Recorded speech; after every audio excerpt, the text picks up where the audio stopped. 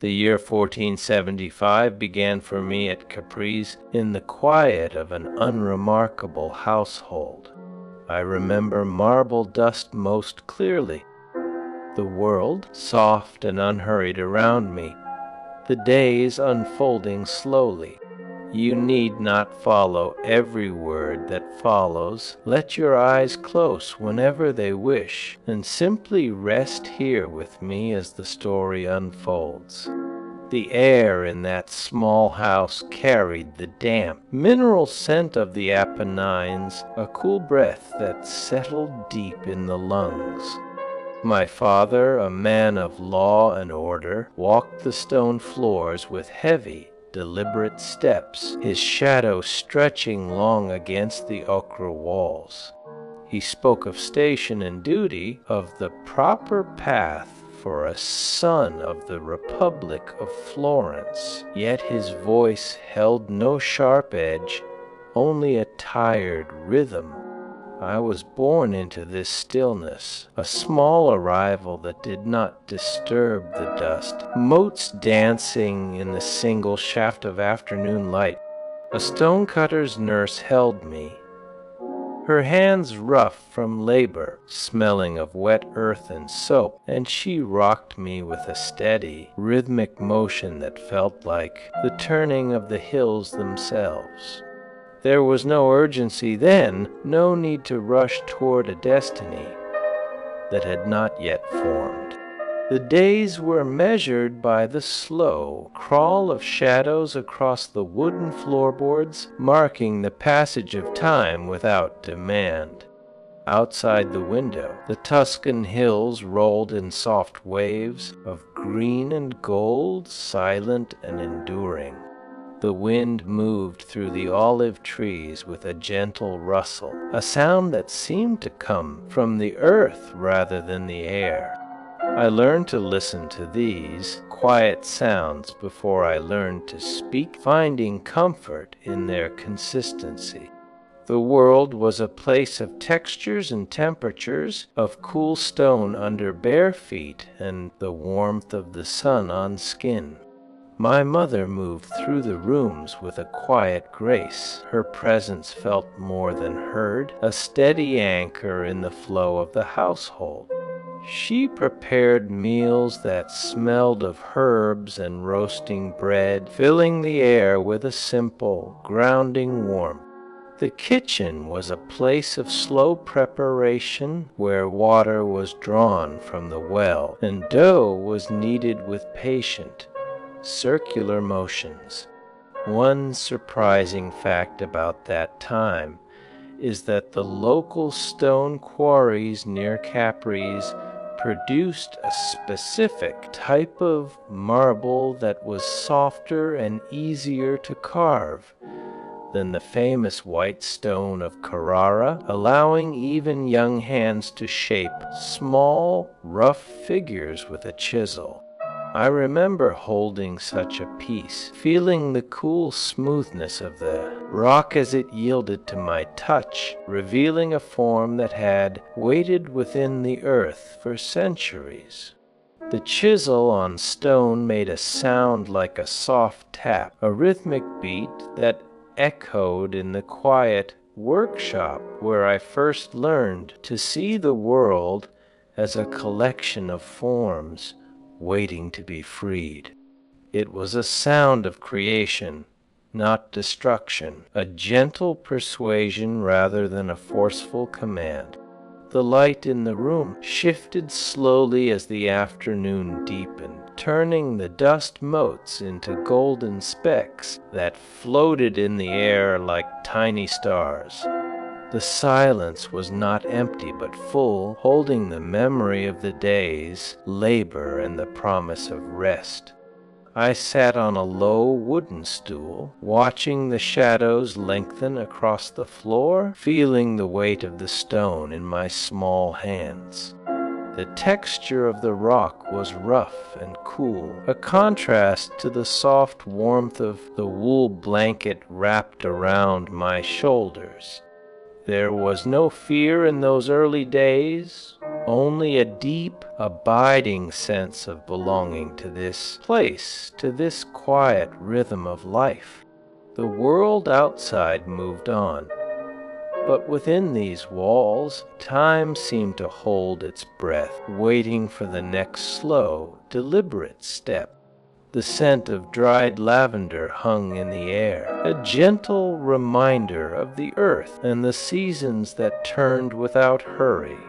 It was a place where the spirit could rest, unburdened by the demands of the day or the worries of the future. The room waited in silence, holding its breath as the night began to settle over the city of Florence. The peace of the space was complete, a perfect harmony of light-shadow and stillness that invited deep and restful contemplation. The water in the jug remained still, reflecting the dimming light with a clarity that mirrored the quiet mind. The world was waiting, but there was no need to run toward it. There was only the stone, the silence, and the slow, steady unfolding of a life that had just begun.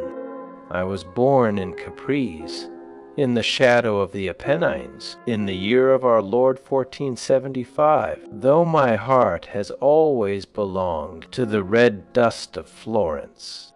My father, Lodovico, was a man of law and order, a man who believed that a son of his station should not soil his hands with labor. He wanted me to be a clerk, to sit in the cool shade of an office, to count coins and sign documents. But the stone called to me before I could read. The smell of the quarry was the only perfume I desired. When I was but a boy, I was sent to the workshop of Ghirlandaio, a painter of some repute, to learn the trade of the brush. Yet my eyes were fixed on the marble blocks in the garden of San Marco, where Lorenzo de' Medici held court. There I met Bertoldo di Giovanni, a sculptor of the old school, who taught me that the figure already existed within the rock, waiting for the chisel to reveal it. The air in that garden was thick with the scent of crushed herbs and wet plaster. I remember the rough texture of the ancient statues under my fingertips, cold and unyielding, yet alive with a potential that thrilled me more than any warm meal. My father's anger was a constant storm, a thunder that rolled through the house whenever I refused to study Latin or sit still for lessons. He saw my obsession as a madness, a descent into the dirt of a common laborer. I felt the weight of his disappointment like a heavy stone on my chest, pressing the breath from my lungs. Still, I returned to the garden, drawn by a pull I could not name. The transition from a reluctant son to a dedicated apprentice was complete as I embraced my destiny with quiet determination. The early struggles with my family gave way to a life of creation that would span nearly 9 decades. My journey from the stone quarries of Settignano to the great workshops of Florence defined the character of the man I became. The quiet determination shown in my childhood persisted through every challenge I faced in my long and prolific career. The afternoon light filtered softly through the heavy linen curtains of a small Florentine room, casting long, gentle shadows across the wooden floorboards.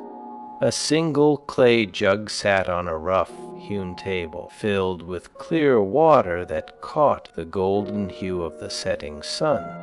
The air inside the room was still and cool, carrying the faint, earthy scent of dried lavender hanging from the ceiling beams.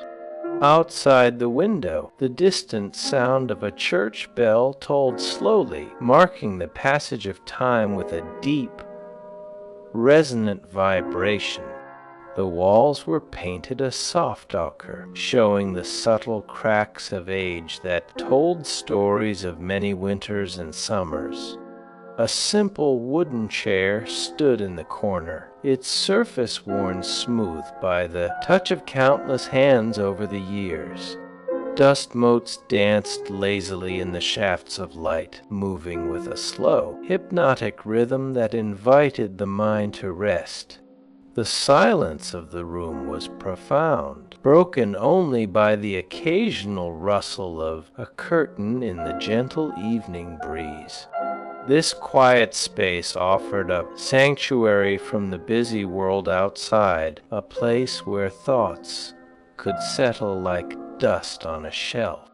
The texture of the plaster on the walls was rough and uneven, yet it held a warmth that felt comforting and secure. Shadows lengthened across the floor as the sun dipped lower, turning the room into a canvas of soft grays and muted golds. The stillness here was absolute, a perfect pause in the flow of history where time seemed to hold its breath.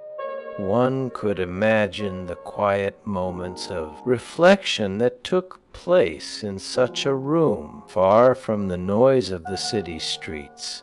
The simplicity of the objects within spoke of a life lived with purpose and an appreciation for the beauty of the ordinary.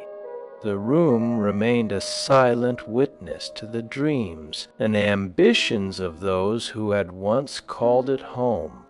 It stood as a testament to the enduring nature of peace and the quiet power of a moment suspended in time. The light continued to fade slowly, wrapping the room in a soft, protective embrace of twilight. The world outside moved on, but within these walls, everything remained calm, steady, and deeply serene. The water in the jug remained still, reflecting the dimming light with a clarity that mirrored the quiet mind.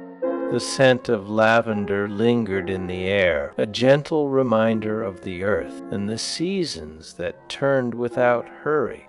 This was a place where the spirit could rest, unburdened by the demands of the day or the worries of the future. The room waited in silence, holding its breath as the night began to settle over the city of Florence. The peace of the space was complete, a perfect harmony of light-shadow and stillness that invited deep and restful contemplation. Back then, I did not know I would live to see 90 years. The years stretched out before me like a long, uncarved block of stone, full of promise and terror. I learned to see the world not merely as it appeared, but as a collection of forms, waiting to be revealed by the artist's hand. The integration of my various skills created a body of work that remains unmatched in its scope and depth. My life was a continuous journey of discovery and refinement that spanned nearly 90 years. I was born on March 6, 1475, in the Republic of Florence, though some records suggest an earlier date. The precise date of my birth remains a subject of minor historical debate among scholars. Regardless of the exact day, my impact on the history of art is undeniable and enduring. My development as an artist was not a linear path, but a series of intense and concentrated efforts. Each phase of my career built upon the lessons learned in the previous one. The apprenticeship with Ghirlandaio laid the groundwork for my technical mastery of the craft. The time in the Medici garden expanded my intellectual and aesthetic horizons significantly. My later work synthesized these early influences into a coherent and powerful personal style. I never ceased to learn or to challenge myself with new and difficult projects. The sheer volume of my output across multiple disciplines is a testament to my boundless energy and creativity. I left behind a corpus of work that continues to inspire awe and contemplation in the modern world. The quiet light of a Florentine afternoon filtered through the high windows of a stone workshop. Dust motes danced slowly in the shafts of golden illumination that fell across the floor.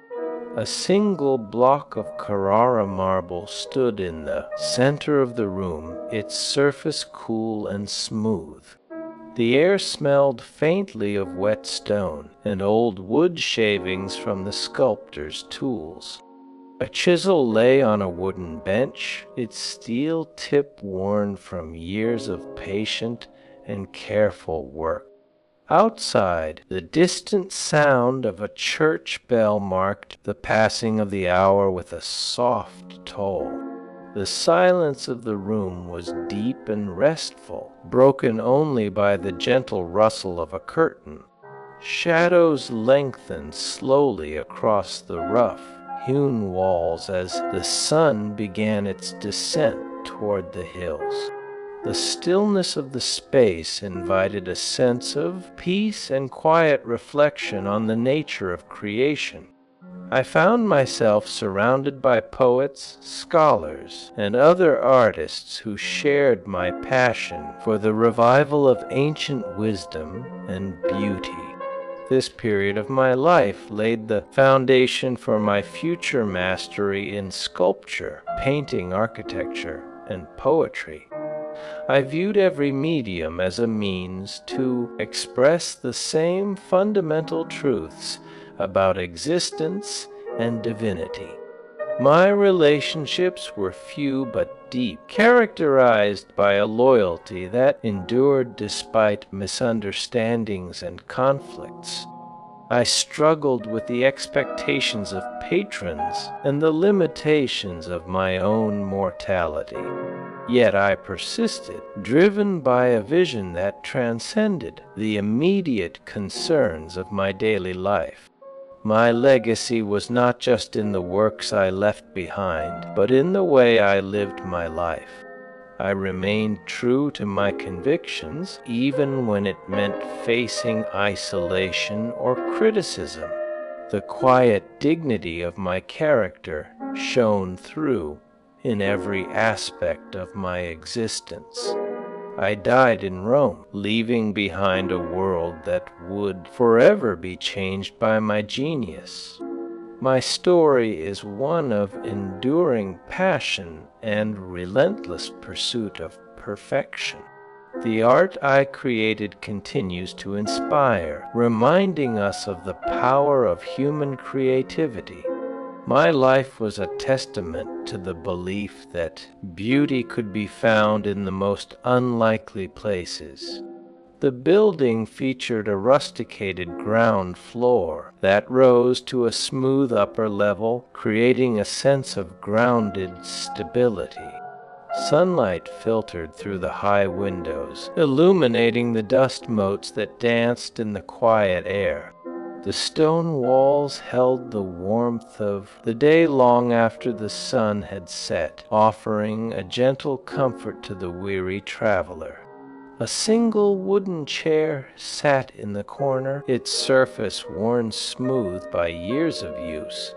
The silence of the room was profound, broken only by the distant sound of a church bell tolling the hour. This stillness mirrored the contemplative nature of the artist who once walked these halls, seeking inspiration in the quiet. I found solace in the simple, The stone dust still coats my throat, a fine white grit that never truly washes away, even in the quiet of these final hours. I remember the year when the sky inside the chapel became a second heaven, painted not by angels but by a man who spent 4 years with his neck bent back until the vertebrae screamed. The silence of that vast space was different then, thick with the smell of wet lime and the sharp metallic tang of the scaffolding wood. I stood on the rough planks high above the marble floor, looking up into the void where God had not yet spoken. The light filtered through the high windows in dusty shafts, illuminating the floating dust motes that danced in the air like tiny suspended souls. My body ached in ways I had never known, a deep grinding pain that settled into the shoulders and the lower back, a constant companion to every stroke of the brush. The plaster was fresh, wet, and unforgiving, demanding that I work quickly before it dried and lost its grip on the pigment. I mixed the colors with my own hands, grinding the stones until my fingers were stained with the blue of lapis lazuli and the red of ochre. The heat in the chapel was oppressive, rising from the stone floor and trapping the air beneath the vaulted ceiling. Sweat ran down my face, stinging my eyes, mixing with the paint and dripping onto the fresh plaster below. I wiped it away with the back of a hand that felt too heavy to lift. The work was a solitary struggle, a battle against gravity and time, fought alone in the dim light of the sanctuary.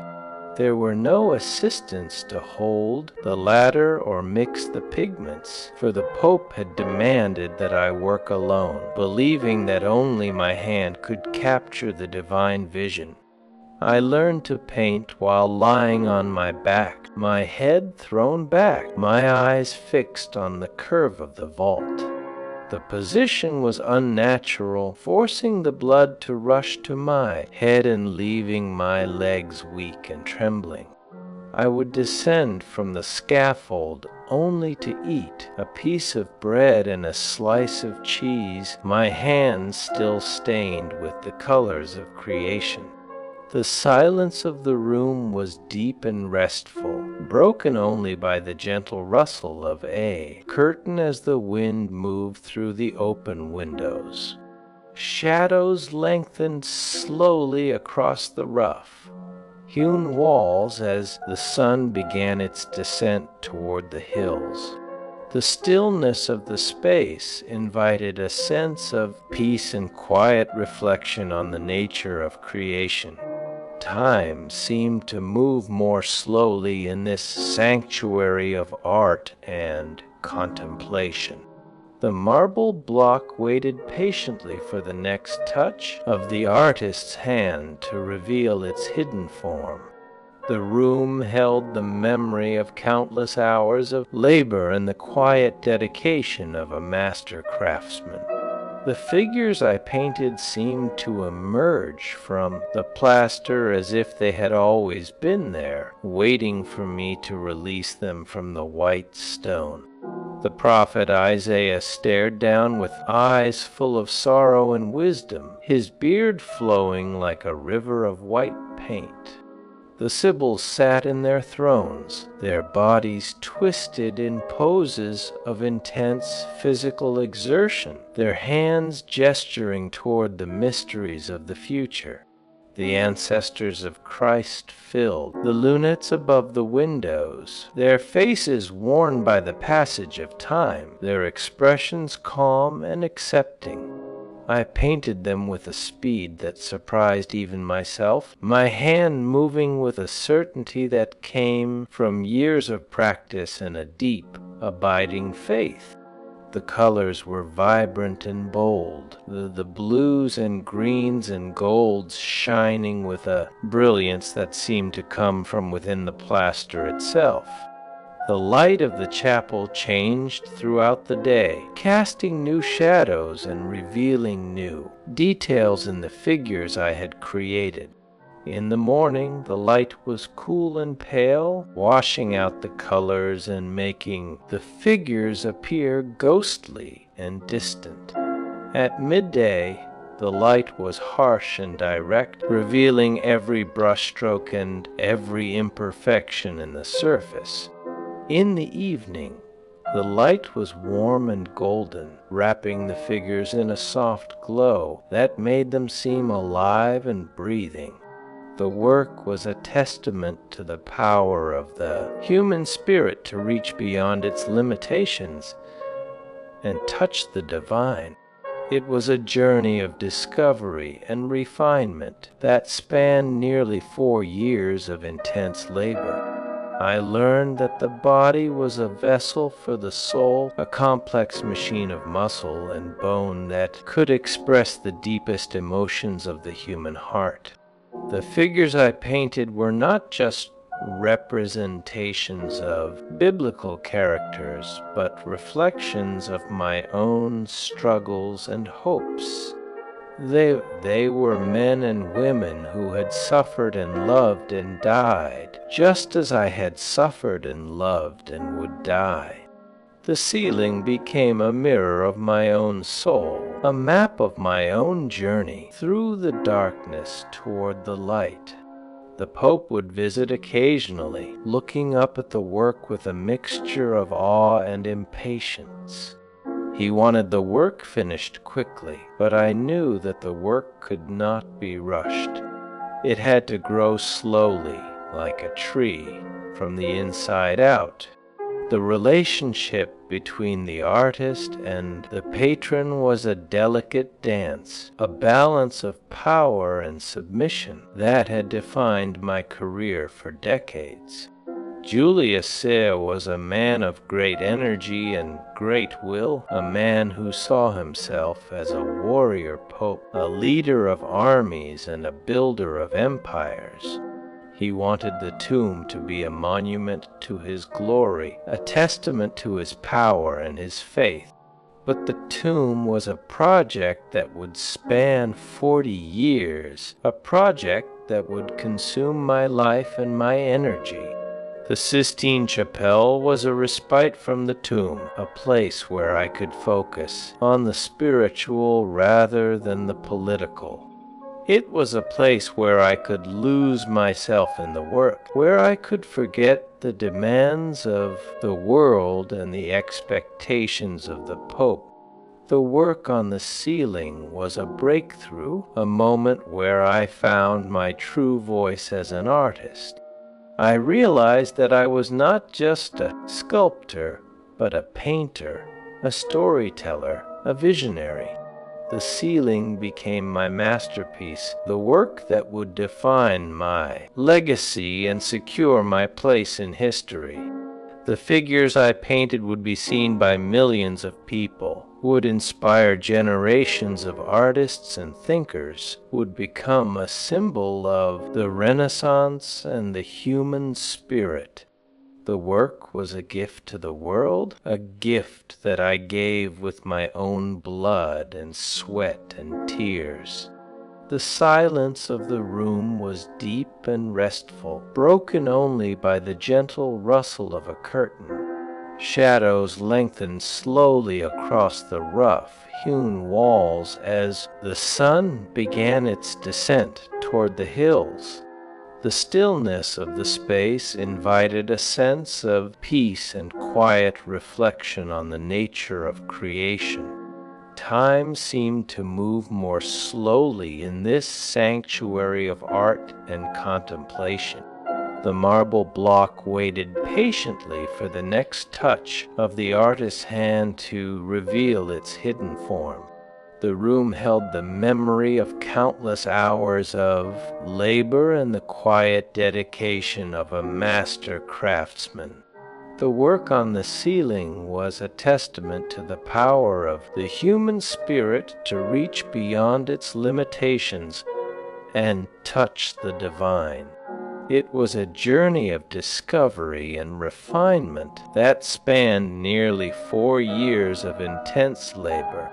I learned that the body was a vessel for the soul, a complex machine of muscle and bone that could express the deepest emotions of the human heart. The figures I painted were not just representations of biblical characters, but reflections of my own struggles and hopes. They were men and women who had suffered and loved and died, just as I had suffered and loved and would die. The ceiling became a mirror of my own soul, a map of my own journey through the darkness toward the light. The work was a gift to the world, a gift that I gave with my own blood and sweat and tears. The silence of the room was deep and restful, broken only by the gentle rustle of a curtain. Shadows lengthened slowly across the rough, hewn walls as the sun began its descent toward the hills. The stillness of the space invited a sense of peace and quiet reflection on the nature of creation. Time seemed to move more slowly in this sanctuary of art and contemplation. The marble block waited patiently for the next touch of the artist's hand to reveal its hidden form. The room held the memory of countless hours of labor and the quiet dedication of a master craftsman. The work on the ceiling was a testament to the power of the human spirit to reach beyond its limitations and touch the divine. It was a journey of discovery and refinement that spanned nearly 4 years of intense labor. I learned that the body was a vessel for the soul, a complex machine of muscle and bone that could express the deepest emotions of the human heart. The figures I painted were not just representations of biblical characters, but reflections of my own struggles and hopes. They were men and women who had suffered and loved and died, just as I had suffered and loved and would die. The ceiling became a mirror of my own soul, a map of my own journey through the darkness toward the light. The work was a gift to the world, a gift that I gave with my own blood and sweat and tears. The silence of the room was deep and restful, broken only by the gentle rustle of a curtain. Shadows lengthened slowly across the rough, hewn walls as the sun began its descent toward the hills. The stillness of the space invited a sense of peace and quiet reflection on the nature of creation. Time seemed to move more slowly in this sanctuary of art and contemplation. The marble block waited patiently for the next touch of the artist's hand to reveal its hidden form. The room held the memory of countless hours of labor and the quiet dedication of a master craftsman. The work on the ceiling was a testament to the power of the human spirit to reach beyond its limitations and touch the divine. It was a journey of discovery and refinement that spanned nearly 4 years of intense labor. I learned that the body was a vessel for the soul, a complex. The heart is a stone that does not break easily, but it does wear down under the constant friction of unspoken words. I remember the weight of a hand that never stayed long enough to warm the cold air of my studio. Love arrived in the quiet moments between chisel strikes, a fleeting shadow that moved with the grace of a marble figure before the light caught it. There was a man whose presence filled the room more completely than any statue I had ever carved. His voice was low, a rumble like distant thunder that settled deep in the chest. We spoke of the divine spark that slept within the rock, of the struggle to free the form that the master had hidden away.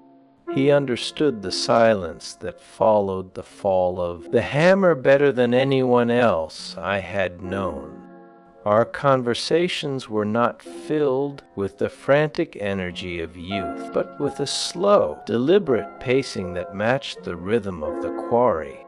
I saw in his eyes a reflection of the same hunger that drove me to the rough, hewn walls of the cave. He was a poet in his own right, though he never wrote a line on paper. His verses were carved into the air with the sweep of his arm, shaping the space around us. We walked through the gardens of the Medici, where the cypress trees stood like dark sentinels guarding the secrets of the past. The scent of pine resin mixed with the dust of the stone, creating a perfume that I still carry in my memory. It was a time of intense clarity, where the boundary between the artist and the subject dissolved into a single shared vision. We sat on the steps of the old palace, watching the light change on the facade of the building. The stone grew warm under the afternoon sun, holding the heat long after the sky turned the color of bruised plums.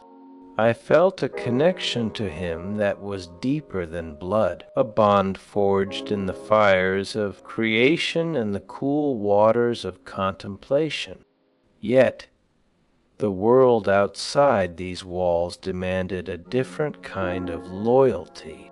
The expectations of patrons and the rigid structures of society pressed against the fragile space we had built. There were whispers in the corridors, looks exchanged in the market, judgments made by those who could not see the truth of our bond. I felt the tension rise like a tide, threatening to wash away the foundation of my work. I tried to shield us from the noise, to keep the sanctuary of our shared understanding intact.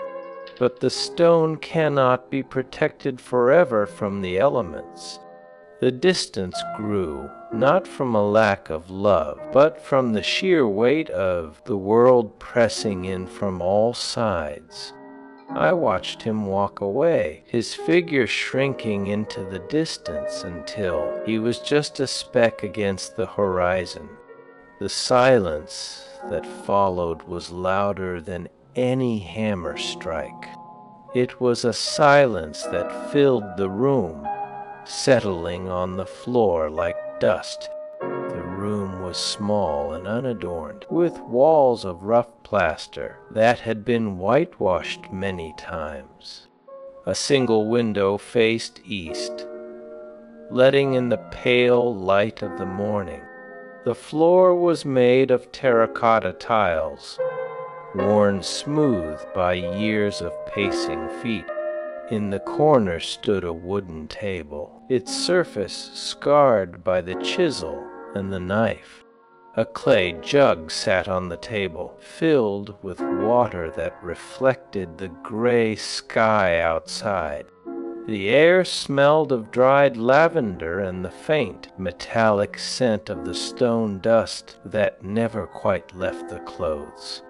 Shadows stretched across the floor as the sun climbed higher, turning the room into a landscape of light and dark.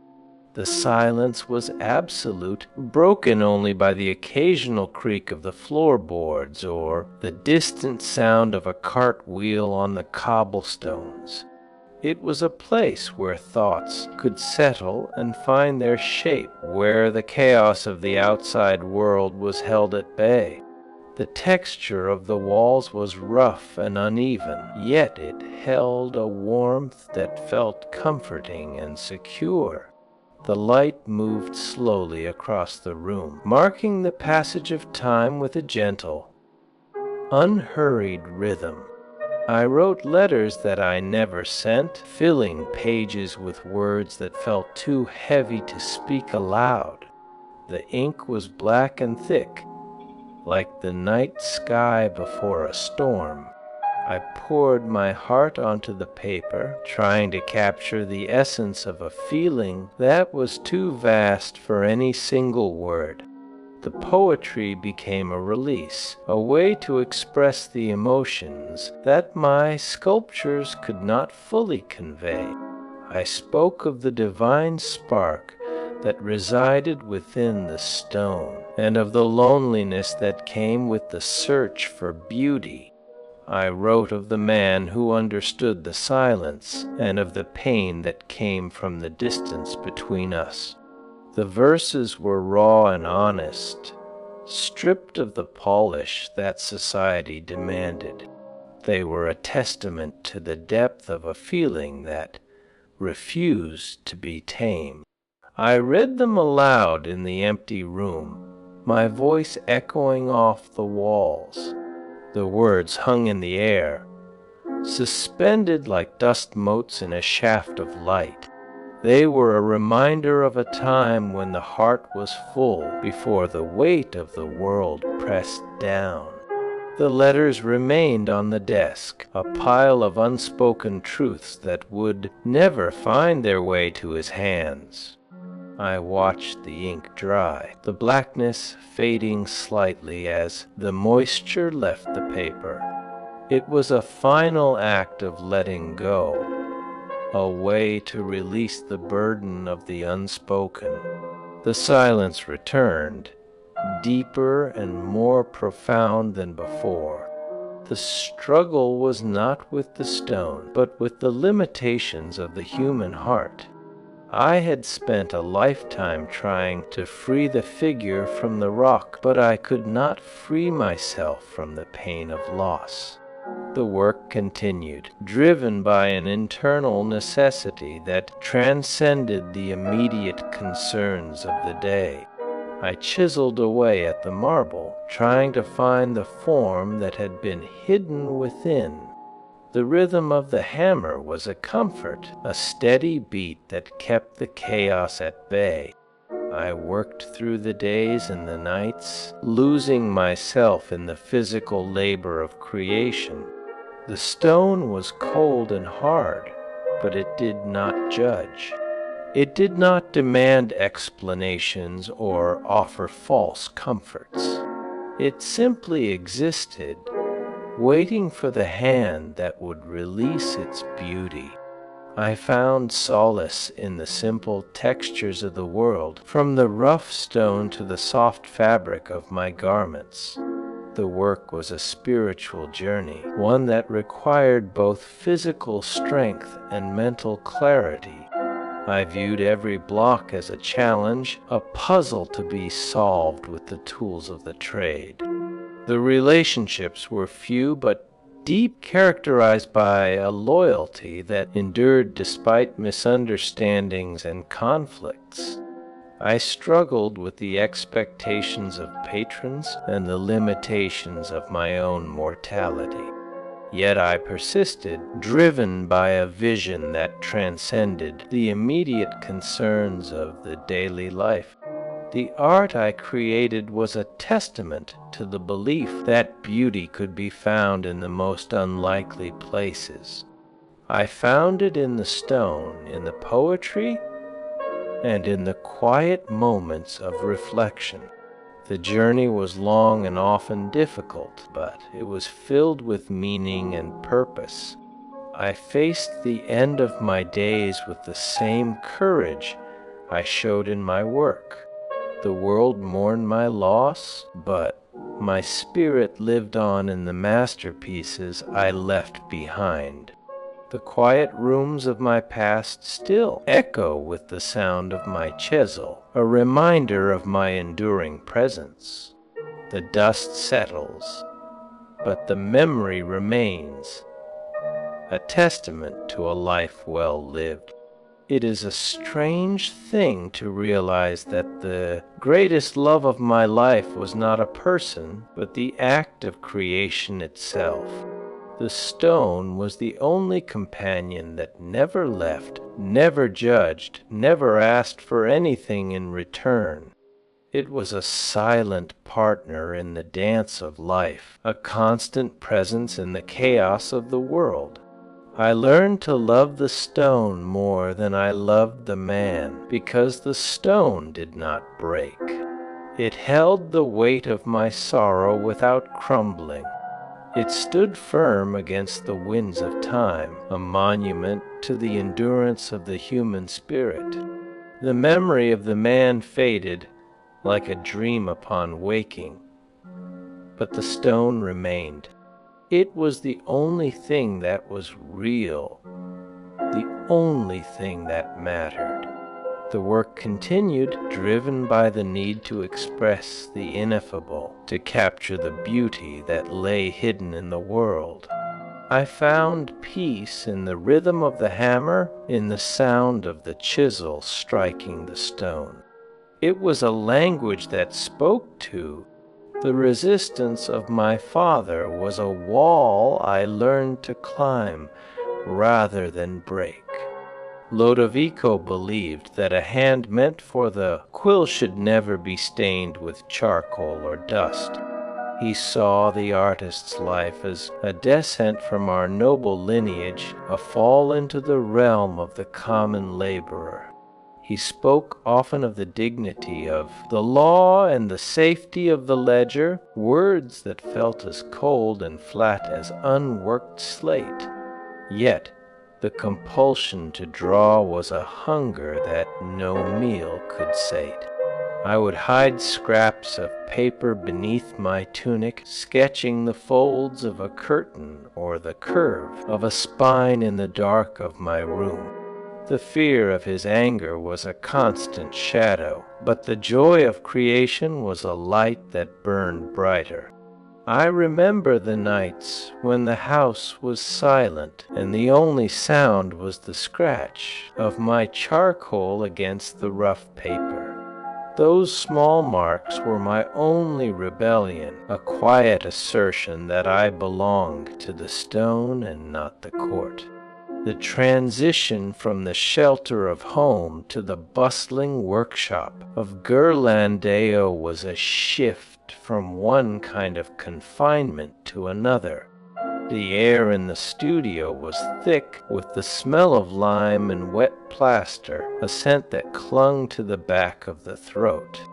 My master was a man of great skill, a painter who could capture the grace of a figure with a single, confident line.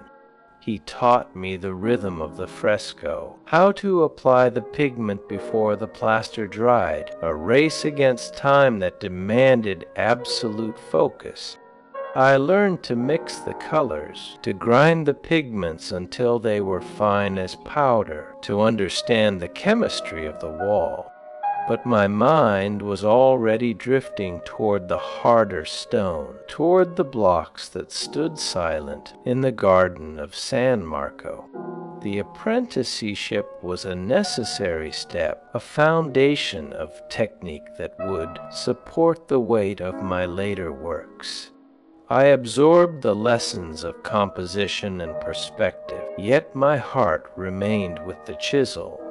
The garden of San Marco was a sanctuary where the air smelled of crushed herbs and ancient dust. Lorenzo de' Medici welcomed me there, treating me not as a servant, but as a peer among the poets and scholars. It was a strange and wonderful time, surrounded by men who spoke of Plato and the revival of the ancient world. I walked among the fragmented statues of Rome and Greece, touching the cold surfaces of marble that had survived the fall of empires. Bertoldo di Giovanni guided my hand, showing me how to see the figure trapped within the block. He taught me that the sculptor does not create the form, but releases it, stripping away the excess to reveal the truth beneath. This philosophy became the core of my being, a belief that guided every strike of my hammer. I learned to listen to the stone, to feel its grain and its hidden stresses, to understand its language before I began to carve. The years in Florence were a continuous stream of discovery and refinement, a period where my skills sharpened like a blade on a whetstone. I moved from the delicate lines of drawing to the heavy physical labor of sculpture. The muscles of my arms grew strong, and my hands became calloused and rough, bearing the marks of my trade. I worked on the Bacchus, a figure of wine and revelry that seemed to dance on the edge of the block. Then came the Piet, a work of such tender sorrow that it seemed to weep in the silence of the cathedral. Each project was a new challenge, a test of my ability to translate the vision in my mind into the solid reality of stone. The physical toll was immense, yet the satisfaction of seeing the form emerge was a reward that no other could match. I never ceased to learn, to push against the limits of my own understanding and the limits of the material. The quiet light of a Florentine afternoon filtered through the high windows of a stone workshop. Dust motes danced slowly in the shafts of golden illumination that fell across the floor. A single block of Carrara marble stood in the center of the room, its surface cool and smooth to the touch. The air smelled faintly of wet stone and old wood shavings from the sculptor's tools. A chisel lay on a wooden bench, its steel tip worn from years of patient and careful work. Outside, the distant sound of a church bell marked the passing of the hour with a soft toll. The silence of the room was deep and restful, broken only by the gentle rustle of a curtain. Shadows lengthened slowly across the rough hewn walls as the sun began its descent toward the hills. The stillness of the space invited a sense of peace and quiet reflection on the long path traveled. The texture of the plaster on the walls was rough and uneven, yet it held a warmth that felt comforting and secure. The defense of my path was not a loud argument, but a life lived in the service of the craft.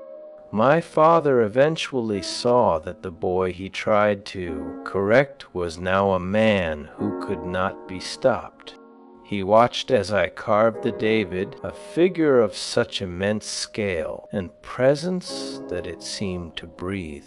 The stone was no longer a block, but a living thing, a testament to the power of the human spirit. I worked with a singular focus, ignoring the pain in my back and the strain in my eyes. The world outside the workshop faded away, leaving only the sound of the chisel and the rhythm of my own breath. This dedication defined the character of the man I became, a man who would spend nearly 9 decades in the pursuit of beauty.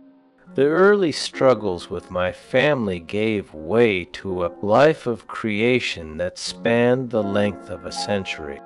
I learned to see the world not merely as it appeared, but as a collection of forms waiting to be revealed. The transition from a reluctant son to a dedicated artist was complete as I embraced my destiny with quiet determination. The afternoon light filtered softly through the heavy linen curtains of a small room, casting long, gentle shadows across the wooden floorboards. A single clay jug sat on a rough-hewn table filled with clear water that caught the golden hue of the setting sun. The air inside the room was still and cool, carrying the faint, earthy scent of dried lavender hanging from the ceiling beams. Outside the window, the distant sound of a church bell tolled slowly, marking the passage of time with a deep, resonant vibration. The walls were painted a soft ochre, showing the subtle cracks of age that told stories of many winters and summers. A simple wooden chair stood in the corner, its surface worn smooth by the touch of countless hands over the years. Dust motes danced lazily in the shafts of light, moving with a slow, hypnotic rhythm that invited the mind to rest. The silence of the room was profound, broken only by the occasional rustle of a curtain in the gentle evening breeze. This quiet space offered sanctuary from the busy world outside, a place where thoughts could settle like dust on a shelf. The sheer volume of my output across multiple disciplines is a testament to boundless energy and creativity. I never stopped challenging myself with new and difficult projects, always seeking a deeper truth in the material.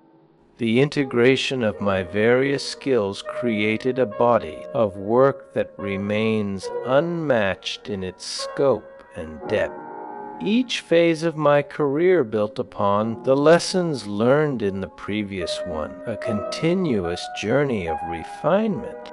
The apprenticeship with Ghirlandaio laid the groundwork for my technical mastery, while the time in the Medici garden expanded my intellectual horizons. My later work synthesized these early influences into a coherent and powerful personal style. I left behind a corpus of work that continues to inspire awe and contemplation in the modern world. The quiet determination shown in my childhood persisted through every challenge I faced in my long and prolific career. The texture of the plaster on the walls was rough and uneven, yet it held a warmth that felt comforting and secure. Shadows lengthened across the floor as the sun dipped lower, turning the room into a canvas of memory and light. The dust of Carrara still coats my throat, a fine white grit that never truly washes away, even in the quiet of these final hours. Here, in the dim light of my study, the silence is not empty. It is heavy with the weight of stone I have released. I listen to the slow rhythm of my own breath. A counterpoint to the phantom chisel strikes that echo in my mind. The marble remembers the touch of my hand better than I remember the touch of the world. There is a stillness now, a deep, resonant quiet where the noise of popes and princes fades into a distant hum. I am not the man who painted the heavens or carved the prophets. I am simply the stone cutter waiting for the final block to be freed from its prison.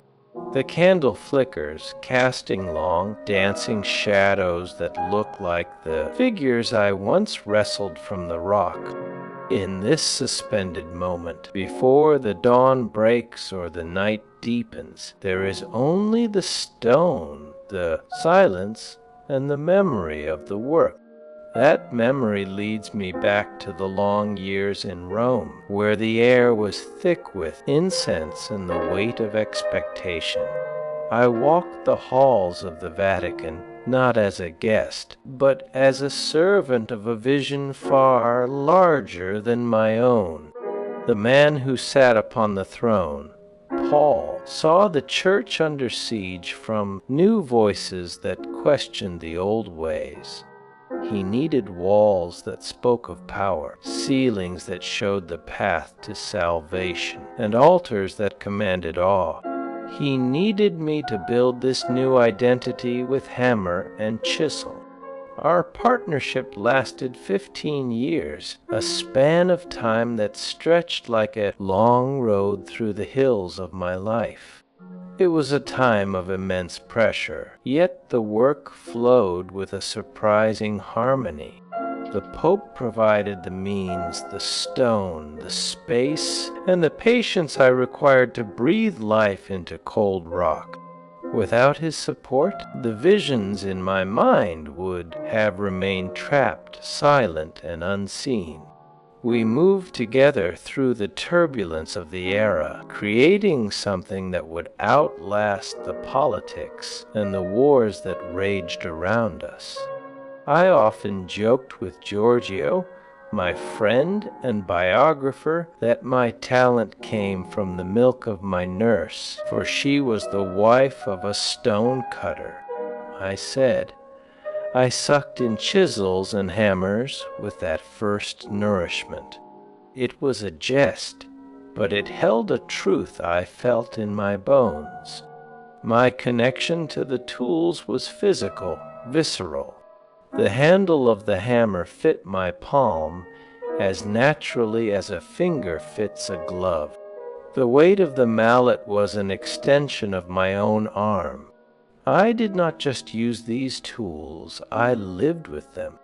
They were the instruments through which I spoke to God and to the world. While others looked to the sky for answers, I looked to the block of stone, searching for the figure that slept within. The demands of the papal court were heavy, but the physical act of creation offered a strange and deep solace. I wrote poetry in the quiet hours, finding words when the stone refused to yield. These verses were my private world, a refuge from the public eye and the grand commissions that consumed my days. The city of Rome itself became my canvas, a living tapestry where history and the present intertwined in every stone and pigment. Before my time, Raphael had walked these same streets, buying a grand palace designed by Bramante, a symbol of the Renaissance spirit. That building stood tall until his death, a reminder of a golden age that had passed. I moved through the shadows of such great men, feeling both the weight of their legacy and the drive to add my own mark. The political landscape shifted constantly, like the clouds over the Tiber. In the spring of 1547, the Battle of Emu-Helberg reshaped the balance of power in Europe as the Holy Roman Empire defeated the rebels of the Schmalkaldic League. The religious map of the continent was altered, and the Church sought to strengthen its foundations in the wake of these changes. My work at the Vatican was part of this larger effort, a response to the rising tide of Protestantism with a renewed focus on the visual power of faith. I was called to serve as the chief architect of the great Church of St. Peter, a role I accepted in 1546 and held until my death. The scale of the project was staggering, a dome that would rise above the city for centuries to come. I worked to ensure its structural integrity, shaping the skyline of Rome with my own hands. The dome remains one of the most recognizable structures in the world, a testament to the vision that guided its construction. Alongside this architectural labor, I painted 2 monumental frescoes in the Pauline Chapel, another gift to the Pope and the Church. These works showed my ability to adapt my style to different spaces, to find the divine in the vastness of a wall. The collaboration with the Pope remained harmonious throughout those 15 years, a remarkable feat given the pressures we faced. I worked across multiple disciplines, moving from sculpture to painting to architecture with a singular focus. The Last Judgment on the altar wall of the Sistine Chapel stands as a powerful statement on mortality and divine justice. Over 300 figures populate that vast scene, nearly all male, with angels and saints shown in their natural state. The fresco covers the entire wall, creating a unified vision of God's eternal power. Many of these figures were later covered by painted draperies due to objections from church authorities, a quiet censorship that remains visible even after recent cleaning. The scene conveys a range of emotions, from terror to hope and acceptance, capturing the human condition in its most raw form. Visitors today still gaze upward to witness the intricate details of the creation narratives and the final reckoning. The physical scale of the ceiling remains a marvel of engineering and artistic vision, a testament to the endurance of the human spirit. There was a specific room in my life where the air was still and thick with the history of creation. It was a space where light filtered through a single window, illuminating the sketches and models that covered every available surface. A large wooden table held the tools of my trade, worn smooth by decades of use. The walls were lined with drawings, some completed, others left as fragments of thought, waiting to be realized. A heavy wooden chair sat near the hearth, where I would rest during the long winter evenings. The air was still and thick with the history of creation, holding the silence of 1,000 unfinished ideas. Outside, the city of Rome continued its slow, ancient pulse, indifferent to the passing of its greatest son. The scent of oil paint and wax mixed with the dust of marble, creating a perfume that was uniquely mine. In that room, the world faded away, and only the work remained. My later years were marked by this role as chief architect, though the details of my appointment were not always clear to everyone. I moved through the circles of patronage and rivalry with a mixture of pride and humility. My relationships were often strained by my demanding nature, yet I maintained a core group of loyal friends who understood my unique temperament. These connections provided a measure of comfort during the long years of solitary labor. The interplay of these interactions defined the social fabric of my professional existence. I viewed my work as a divine calling that required total devotion and sacrifice. The burden of these responsibilities weighed heavily on me, yet I found solace in the art itself. The complexity of my relationships mirrored the complexity of my art, which remains a source of wonder for all who observe it. I lived in Florence under the Medici popes from 1513 until early 1534, a time of significant political transition. The city remained a center of artistic innovation while the papacy sought to consolidate its power across Italy. Rome became the primary stage for my most ambitious works as the Church faced internal challenges and external threats. The atmosphere in Rome was one of intense creativity mixed with the heavy weight of religious expectation. Popes commissioned vast projects to demonstrate their authority and to rebuild the spiritual heart of Christendom after years of instability. I found myself at the center of these efforts, shaping the visual identity of the papacy for future generations. My projects at the Vatican helped construct the identity of the Church at the start of the Counter-Reformation. This period saw the Church responding to the rise of Protestantism with a renewed focus on art and architecture as tools of faith. I died on February 18, 1564 in Rome, ending a life of extraordinary achievement. My death was peaceful, occurring in the presence of a few close friends who had gathered to be with me.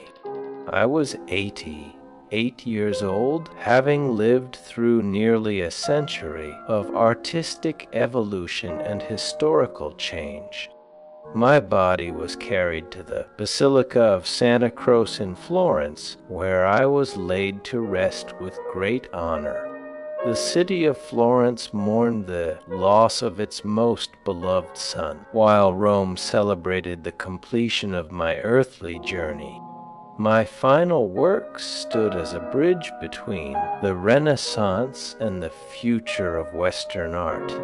The poetry I left behind continued to inspire generations of writers and thinkers who sought to understand the human condition.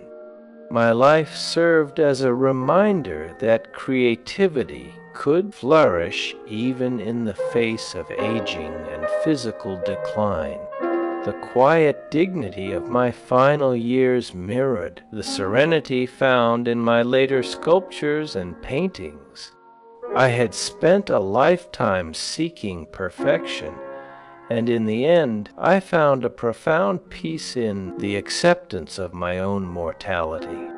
The chisels and hammers that I once claimed to have sucked from my nurse's milk now lay silent in the dust of my studio. The Dome of Stain. Peters continued to rise, a permanent monument to my vision and my faith.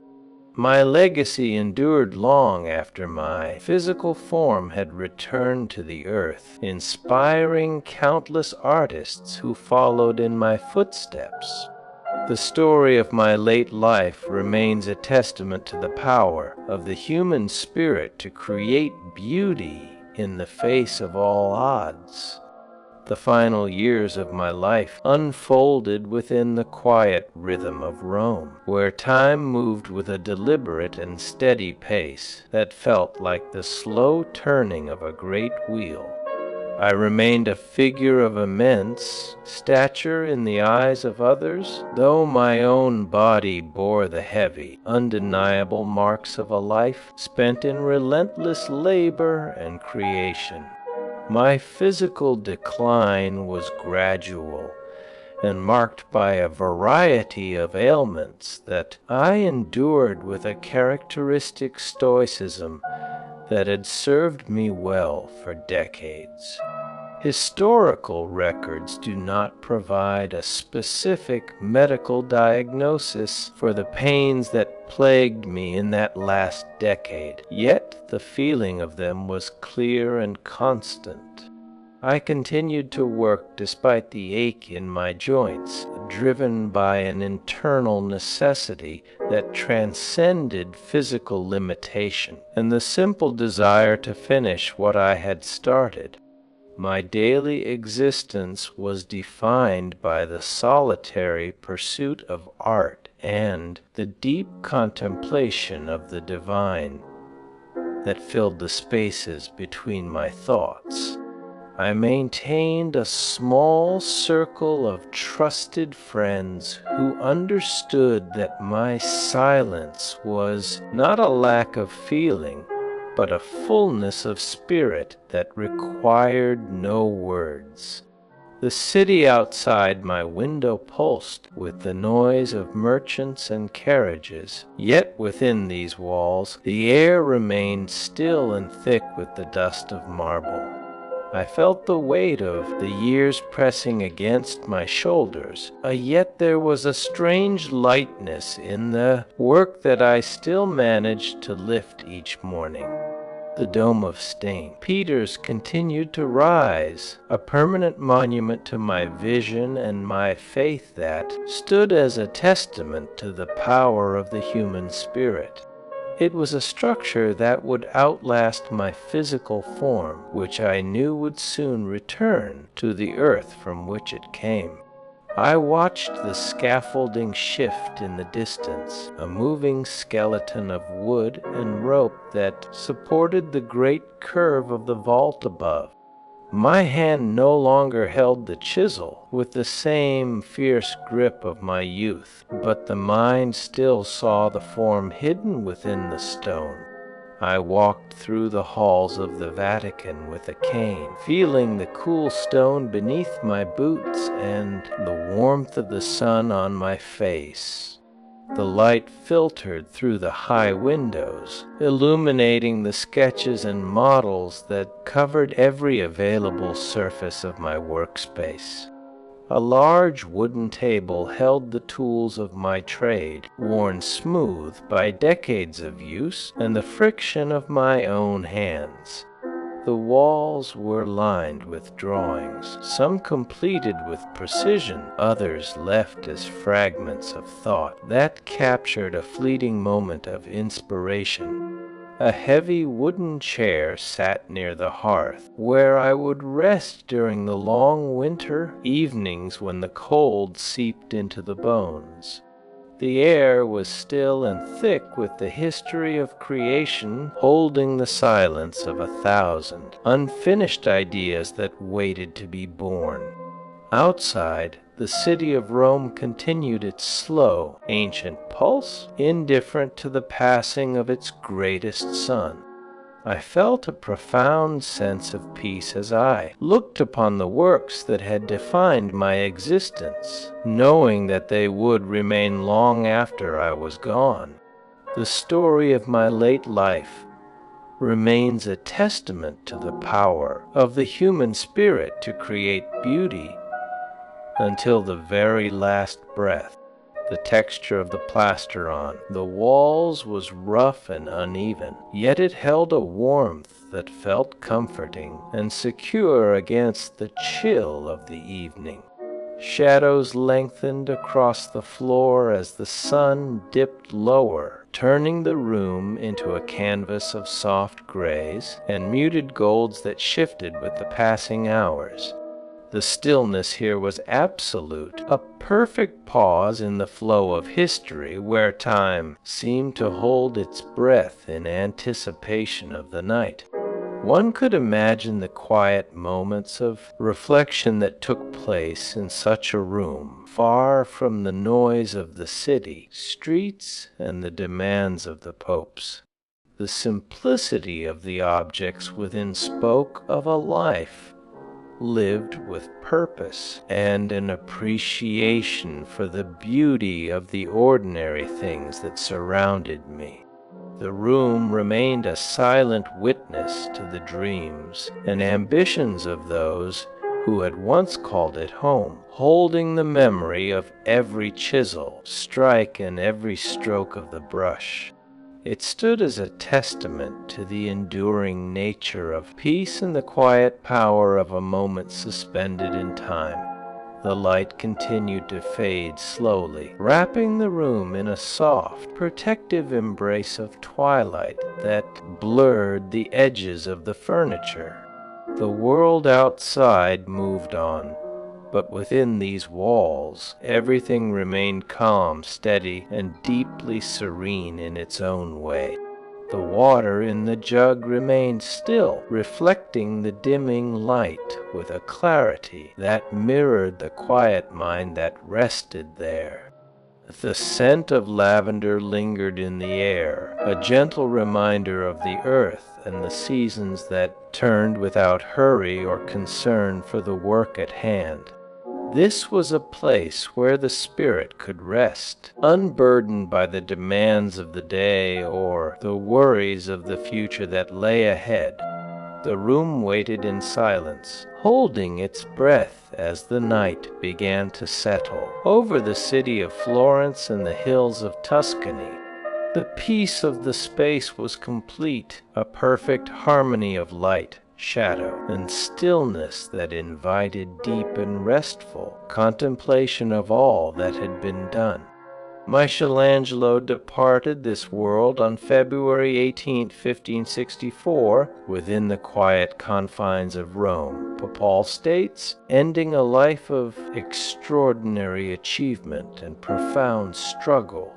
His death was peaceful, occurring in the presence of a few close friends who had gathered to be with him in those final moments of transition.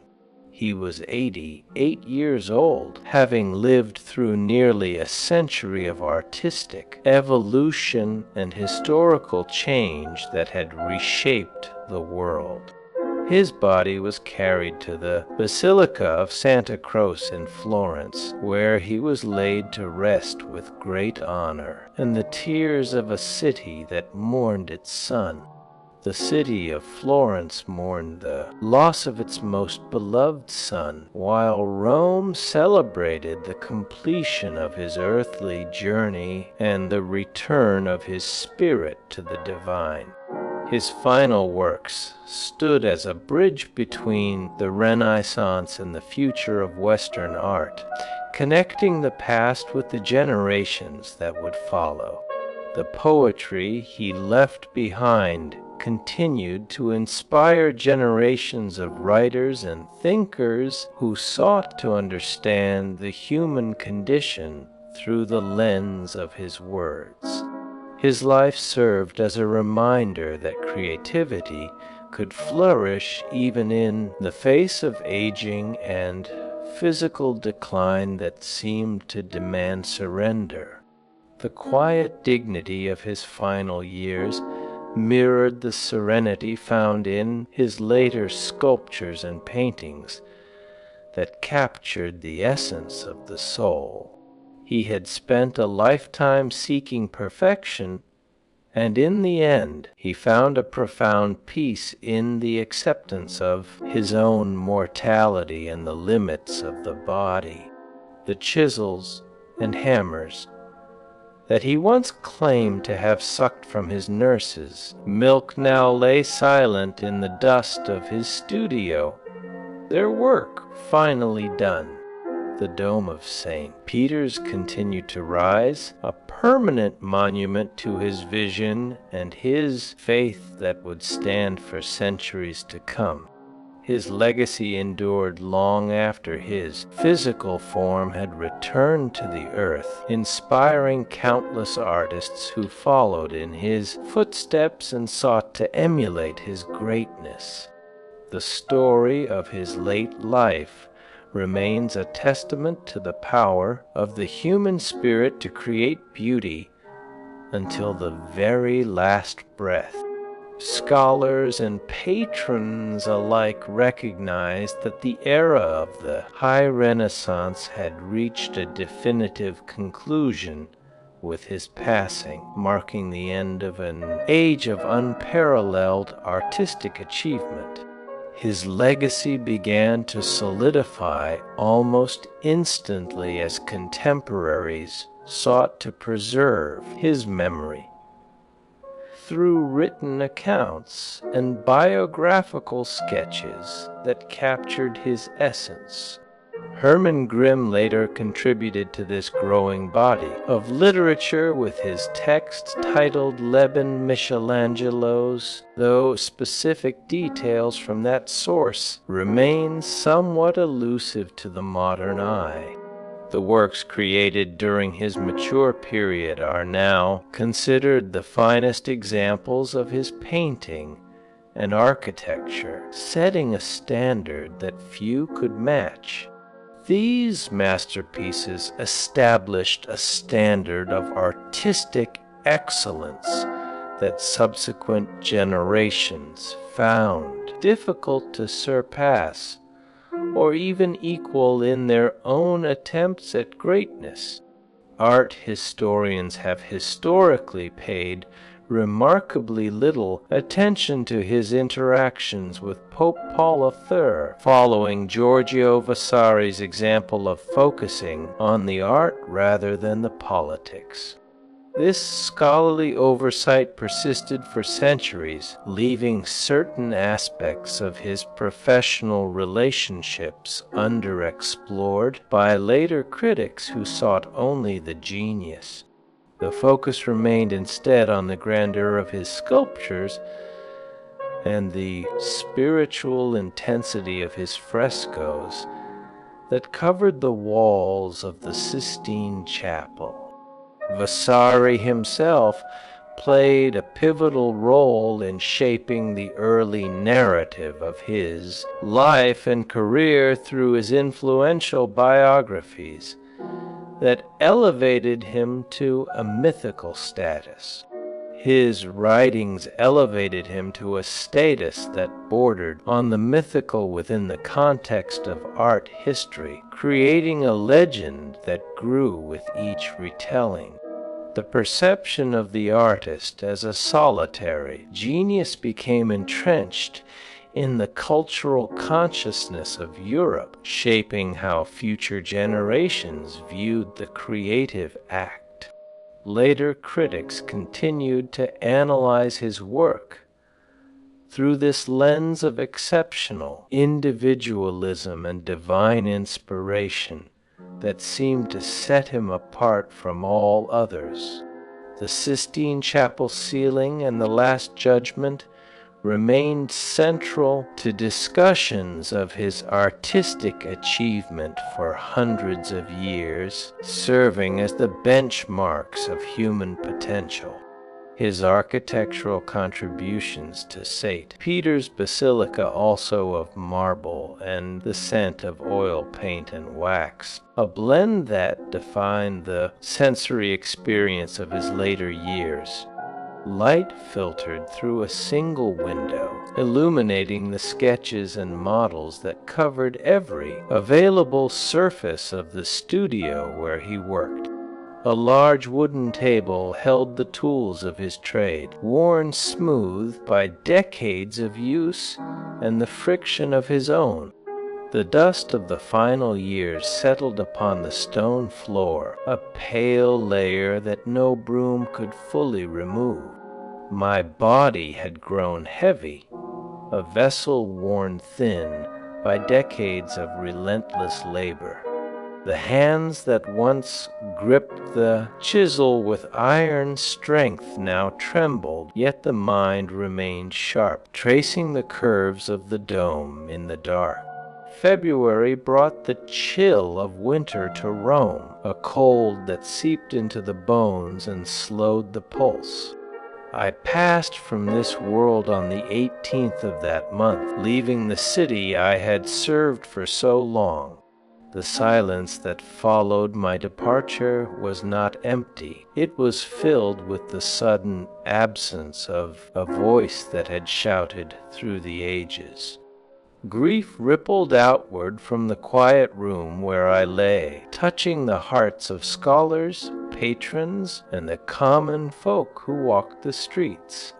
They understood that an era had concluded, that the high Renaissance had reached its definitive end with my passing. The world of art shifted on its axis, seeking a new center that would never quite match the old. The immediate aftermath saw a profound outpouring of sorrow that transformed into a fierce desire to preserve the memory of the life lived. Contemporaries began to write, their quills scratching against paper to capture the essence of the man and his work. These early accounts sought to fix the shape of legend that was already growing in the imagination of Europe. Later generations added their own layers to this narrative, crafting texts that elevated the artist to a status bordering on the mythical. The perception of the solitary genius became entrenched in the cultural consciousness, a figure standing alone against the vastness of history. Scholars and critics for centuries analyzed the work through this lens of exceptional individualism and divine inspiration. They focused on the grandeur of the sculptures and the spiritual intensity of the frescoes, often overlooking the complex web of relationships that sustained the work. The interactions with Pope Paul II, for instance, remained a shadowy aspect of the story, explored little by later critics who preferred the simpler tale of the lone creator. The Dome of St. Peter's continued to rise long after the body had returned to the earth, a permanent monument to the vision held in life. It stood as a testament to the power of the human spirit to create beauty until the very last breath. The works created during the mature period are now considered the finest examples of the craft, setting a standard of excellence that subsequent generations found difficult to surpass. The Sistine Chapel ceiling and the Last Judgment remained central to discussions of artistic achievement for hundreds of years, drawing pilgrims and artists alike to the Vatican. The architectural contributions to the great basilica secured the place as a master builder of the Renaissance, a role that consumed the remaining energy of the final decades. The dome became an enduring symbol of Roman power and spiritual aspiration for the Catholic Church, a shape that dominates the skyline of the city to this day. A single stone block of Carrara marble sits in the corner of a quiet museum, its surface worn smooth by the touch of countless hands. The light from a high window falls across it, revealing the subtle variations in the gray and white veins. The air around the stone is cool and still, carrying a faint scent of ancient dust and polished wax. Visitors move slowly around the object, their footsteps muffled by the thick carpet, speaking in hushed tones that barely disturb the silence. The texture of the stone is rough in some places, worn in others, telling the story of its journey from the quarry to the city. It rests on a simple wooden pedestal, a humble base for a material that has shaped the skyline of the world. The shadows lengthen as the afternoon wears on, stretching across the floor like the fingers of a giant. Modern scholarship has begun to reevaluate the complexity of the relationships with patrons and fellow artists, moving beyond the myth of the solitary genius.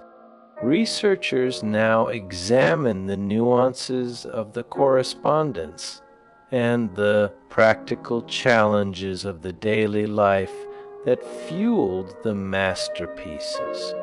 The focus has shifted to include the poetry, which receives renewed attention as scholars explore the emotional depth of the written words. These sonnets reveal a man grappling with faith, love, and the passage of time in deeply personal ways, offering a window into the inner life that the stone sometimes concealed. Contemporary audiences continue to find resonance in the exploration of the human condition through stone and pigment, finding their own struggles reflected in the figures. The influence extends far beyond the boundaries of traditional art history into broader cultural and intellectual spheres, touching fields as diverse as literature and philosophy. The legacy endures as a testament to the transformative power of human creativity and vision, a light that has not dimmed despite the centuries. The story serves as a reminder of the enduring impact that a single individual can have on history, shaping the way people see the world and themselves. The quiet dignity of the final years contrasts with the monumental scale of the artistic achievements, a balance between the fragile body and the enduring work. The body of work created continues to inspire awe and contemplation in viewers today, drawing millions to the museums and churches of Europe. The study of the life and art remains a vibrant field of inquiry for scholars around the globe, with new discoveries and interpretations emerging to enrich the understanding. The enduring fascination speaks to the universal appeal of the artistic vision and the human spirit that drove it. The quiet rooms of the past still echo with the sound of the chisel, a rhythmic tapping that seems to continue in the silence of the present. The dust settles, but the memory remains a testament to a life well lived and a work that outlasts the stone. The light of a late afternoon filters through the high, arched windows of a studio that has not seen a living artist for centuries. Dust motes dance slowly in the golden beams that illuminate a half-finished block of marble, frozen in a pose of eternal potential. The air smells faintly of wet stone and dried lavender, a scent that has lingered through the ages. The stillness is not empty, it is full of the presence of the work, a silence that speaks louder than words. The story is one of enduring passion and the relentless pursuit of perfection, a journey that began in the quarries and ended in the quiet of Rome. The world mourned the loss, but the spirit lives on in the masterpieces left behind, guiding those who seek to create and to love. The life was a masterpiece, as enduring as the works created, a beacon of hope for all who walk the